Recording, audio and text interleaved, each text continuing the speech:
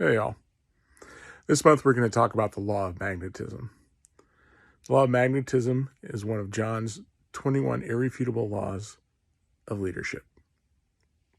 The law of magnetism states that we will attract those that we are most like.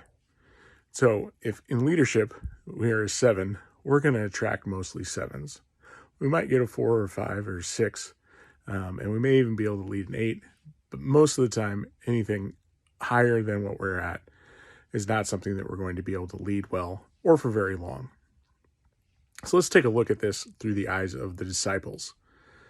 The disciples, when Jesus goes and finds them, have returned home to ply the trade of their family.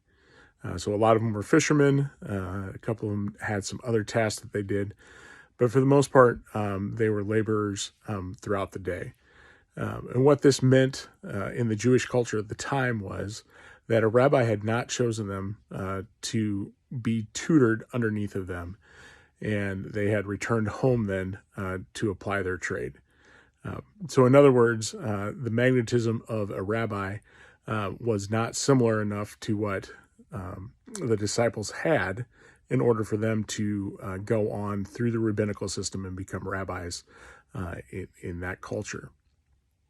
And so we find Jesus taking these disciples who, by cultural standards, have very low magnetism. They have a very low opportunity to be leaders inside of the Jewish religious system at the time. And Jesus not only takes these low magnetism gentlemen and teaches them how to have high magnetism, but he teaches them how to have such magnetism that they are able to change the entire world. And so as we look at magnetism this month, remember that it doesn't really matter where you're at. You just need to identify where you're at so that we can grow and figure out how to bring your magnetism to a higher level than it is right now so that we can continue to lead and influence people to add value to their lives. So now, go and live beyond average.